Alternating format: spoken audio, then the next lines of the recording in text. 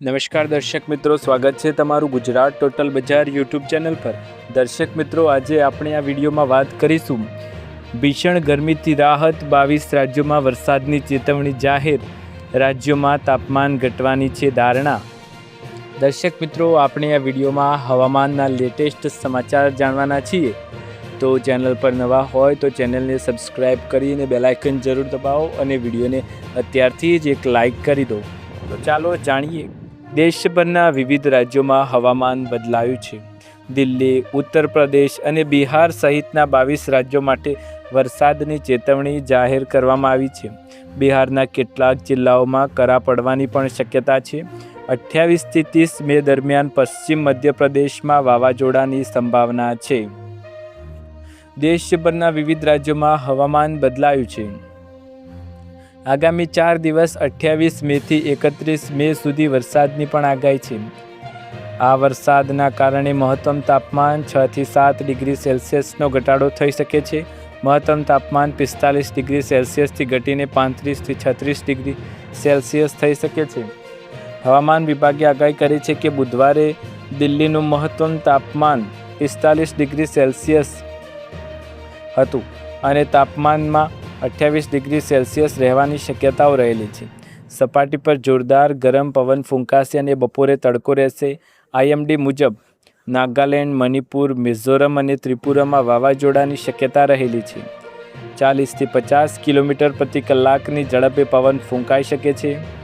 1 જૂનના રોજ અરુણાચલ પ્રદેશમાં વરસાદની શક્યતા પણ રહેલી છે। આસામ અને મેઘાલયમાં વરસાદ। 27થી 1 જૂન સુધી આસામ અને મેઘાલયમાં વરસાદની શક્યતા છે। 28 મેના રોજ કેરળ અને લક્ષદ્વીપમાં વરસાદની શક્યતા છે। 30 મેના રોજ તમિલનાડુ, પોંડિચેરી, કર્ણાટક, આંધ્રપ્રદેશ અને તેલંગાણામાં વાવાઝોડાની શક્યતા છે। 40થી 50 કિલોમીટરની ઝડપે પવન ફૂંકાઈ શકે છે। 1 જૂન સુધી વાવાઝોડાની સંભાવના। 27 મેના રોજ પશ્ચિમ બંગાળ અને સિક્કિમમાં વરસાદની સંભાવનાઓ હતી। 30 મેના રોજ આંદામાન અને નિકોબાર ટાપુઓ વરસાદની સંભાવના છે। 28 મેથી 1 જૂન સુધી વાવાઝોડાની સંભાવના છે। 29 મેથી 30 મે દરમિયાન બિહાર અને ઓડિશામાં વરસાદની સંભાવના છે। આ સમયગાળા દરમિયાન બિહારના કેટલાક જિલ્લાઓમાં કરા પડવાની પણ શક્યતા છે। આગામી 7 દિવસ દરમિયાન ઝારખંડમાં વાવાઝોડાની શક્યતા રહેલી છે। જમ્મુ કાશ્મીર અને ઉત્તરાખંડમાં વરસાદની ચેતવણી। 28થી 30 મે દરમિયાન જમ્મુ કાશ્મીર અને ઉત્તરાખંડમાં વરસાદની સંભાવના છે। 28 અને 29 મેના રોજ હિમાચલ પ્રદેશમાં વાવાઝોડાની સંભાવના છે। 28-31 મે દરમિયાન પંજાબ, હરિયાણા અને પશ્ચિમ ઉત્તર પ્રદેશમાં વરસાદની સંભાવના છે। 29 મેના રોજ પૂર્વી ઉત્તર પ્રદેશમાં 60-70 કિમી પ્રતિ કલાકની ઝડપે ભારે પવન ફૂંકાશે। 28 અને 29 મેના રોજ રાજસ્થાનના કેટલાક વિસ્તારોમાં ધૂળની આંધી આવવાની સંભાવના છે। 28થી 30 મે દરમિયાન પશ્ચિમ મધ્યપ્રદેશમાં વાવાઝોડાની સંભાવના। 29 મેના રોજ ગોવા અને મધ્ય મહારાષ્ટ્રમાં અને 30 મેથી 1 જૂન દરમિયાન ગુજરાતના કેટલાક જિલ્લાઓમાં વરસાદ પડવાની સંભાવનાઓ વ્યક્ત કરવામાં આવી રહી છે। ત્યારબાદ ગુજરાત વેધર અપડેટ। 30 મેથી બદલાશે વાતાવરણ, ગુજરાતમાં ગાજવીજ સાથે વરસાદની આગાહી। જુઓ લાઈવ। ગુજરાત રાજ્યને લઈ વરસાદના હવામાન મહત્વના સમાચાર વિશે આપણે હવે વાત કરીએ। રાજ્યની જનતાને જલ્દી જ ભીષણ ગરમીથી મળી શકે છે છુટકારો। હવામાન વિભાગની આગાહી છે કે 30 મેથી લઈ 2 જૂન સુધી રાજ્યમાં વરસાદનો એક રાઉન્ડ જોવા મળી શકે છે। સૌરાષ્ટ્રથી લઈ કચ્છ અને ઉત્તર ગુજરાત સુધી વરસાદ જોવા મળી શકે છે। રાજ્યના 12 જિલ્લાઓમાં લગભગ 2 ઇંચ સુધી વરસાદ થવાની ભીતિ સેવાઈ રહી છે। રાજ્યમાં છેલ્લા કેટલાક દિવસોથી ગરમીનો પ્રકોપ સતત વધી રહ્યો છે, પરંતુ હવે ગુજરાતની જનતાને ટૂંક સમયમાં જ આ ભીષણ ગરમીથી રાહત મળવાની શક્યતા દેખાઈ રહી છે। હવામાન વિભાગ દ્વારા કરવામાં આવેલી આગાહી મુજબ 30 મેથી 2 જૂન દરમિયાન રાજ્યમાં વરસાદનો એક સારો રાઉન્ડ જોવા મળી શકે છે। ખાસ કરીને સૌરાષ્ટ્ર, કચ્છ અને ઉત્તર ગુજરાતના વિસ્તારોમાં હળવાથી મધ્યમ વરસાદની શક્યતા વ્યક્ત કરવામાં આવી છે। કેટલાક જિલ્લાઓમાં અંદાજે 2 ઇંચ સુધી વરસાદ નોંધાઈ શકે છે। 3 દિવસ બાદ આવશે તોફાની વરસાદ। જુઓ મહત્વના સમાચાર।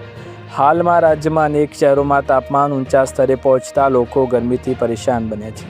જો કે હવામાન વિભાગના અનુમાન અનુસાર આગામી દિવસોમાં વાતાવરણમાં મોટો ફેરફાર જોવા મળી શકે છે. ગુજરાતમાં સત્તાવાર ચોમાસું બેસવામાં હજુ સમય છે, છતાં તે પહેલાં પ્રી મોન્સૂન એક્ટિવિટી તરીકે અનેક જિલ્લાઓમાં વરસાદી માહોલ જામશે. દક્ષિણ પશ્ચિમ ચોમાસા માટે હાલ અનુકૂળ પરિસ્થિતિ સર્જાઈ રહી છે અને અરબી સમુદ્ર, બંગાળની ખાડી તેમજ અંદામાન નિકોબાર વિસ્તારમાં ચોમાસું આગામી 2 થી 3 દિવસમાં આગળ વધશે. હવામાન વિભાગની ભારે વરસાદની આગાહી. હવામાન વિભાગે વધુમાં જણાવ્યું છે કે ઉત્તર પશ્ચિમ ભારતમાં એક નવું વેસ્ટર્ન ડિસ્ટર્બન્સ સક્રિય થવાની શક્યતા છે, જેના કારણે ગુજરાતના હવામાનમાં બદલાવ આવશે. હાલમાં પશ્ચિમ દિશાના પવનો ફૂંકાઈ રહ્યા છે. તેનાથી પ્રભાવિત 30 મેના રોજ ઉત્તર ગુજરાતના સાબરકાંઠા, અરવલ્લી અને મહીસાગર જિલ્લામાં છૂટાછવાયા સ્થળોએ હળવાથી મધ્યમ વરસાદની આગાહી વ્યક્ત કરવામાં આવી રહી છે. કચ્છ, સૌરાષ્ટ્ર અને ઉત્તર ગુજરાતમાં વરસાદની આગાહી.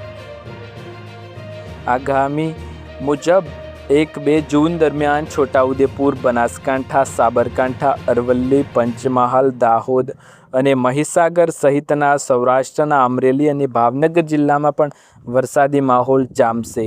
કેટલાક વિસ્તારોમાં ગાજવીજ સાથે વરસાદ પડવાની શક્યતા છે. આ દરમિયાન પવનની ઝડપ 40 થી 50 કિલોમીટર પ્રતિ કલાકની સુધી હોઈ શકે છે, જેના કારણે લોકોને ગરમીમાંથી રાહત મળશે, પરંતુ સાવચેત રહેવાની પણ જરૂર છે. 12 જિલ્લાઓમાં મેઘગર્જના સાથે પડી શકે છે વરસાદ. હવામાન વિભાગે ખાસ કરીને ખેડૂતોને નાગરિકોને બદલાતા વાતાવરણને ધ્યાનમાં રાખી જરૂરી સાવચેતી રાખવા અપીલ કરી છે. આગામી દિવસોમાં રાજ્યના અનેક વિસ્તારોમાં વાદળછાયું વાતાવરણ અને વરસાદી ઝાપટાના કારણે તાપમાનમાં ઘટાડો નોંધાઈ શકે છે, જેના કારણે ગરમીથી લોકોને મોટી રાહત પણ મળી શકે છે. દેશમાં ઘણી જગ્યાએ 100 કિલોમીટરની ઝડપે પવન ફૂંકાશે. ઉત્તર પશ્ચિમ ભારત, રાજસ્થાન, વિદર્ભ, પૂર્વીય મધ્યપ્રદેશના કેટલાક ભાગોમાં ગરમીનો ઘટાડો થશે. બીજી તરફ આગામી 2-3 દિવસ દરમિયાન ઉત્તર પૂર્વીય અને તેને અડીને આવેલા પૂર્વીય ભારતમાં, દક્ષિણ દ્વીપકલ્પ ભારતમાં ભારે વરસાદ થશે. હવામાન વિભાગે ચેતવણી આપી કે 28 મેથી 31 મે એટલે કે 4 દિવસ દરમિયાન ઉત્તર ભારત, મધ્ય ભારત, પૂર્વીય ભારતમાં તીવ્ર પવન સાથે મધ્યમથી ભીષણ વાવાઝોડું તોફાન આવવાનું છે. આ દરમિયાન ઘણી જગ્યાએ 100ની સ્પીડ એટલે કે 100 કિલોમીટર પ્રતિ કલાકની ઝડપે પવન ફૂંકાશે તેમ જણાવવામાં આવી રહ્યું છે. પૂર્વોત્તર ભારતની વાત કરીએ તો 28 મે અને 1 થી 3 જૂન દરમિયાન અરુણાચલ પ્રદેશ, આસામ, મેઘાલય અને 28 મે તથા 31 મે થી 3 જૂન દરમિયાન નાગાલેન્ડ, મણિપુર, મિઝોરમ, ત્રિપુરામાં જુદી જુદી જગ્યાઓ પર ભારે વરસાદ આવવાની શક્યતા વ્યક્ત કરવામાં આવી રહી છે. પૂર્વીય ભારતમાં 70 કિલોમીટર પ્રતિ કલાકની ઝડપે મિની વાવાઝોડું આવવાની શક્યતા છે. ઉત્તર પ્રદેશ પર ફરી આફત જોવા મળી શકે તેમ છે. દર્શક મિત્રો, આ હતા વરસાદને લઈ હવામાન વિભાગના સૌથી મોટા સમાચાર. તમને વિડીયો પસંદ આવે તો વિડીયોને લાઇક, શેર, કમેન્ટ કરો. ચેનલ પર નવા હોય તો ચેનલને સબસ્ક્રાઈબ કરી અને બેલ આઇકન જરૂર દબાવો. આવા જ અવનવા વિડીયો જોવા માટે ચેનલ સાથે જોડાયેલા રહો. ફરી એકવાર નવા વિડીયોમાં મળીશું. ત્યાર સુધી તમારા બધાનો આભાર.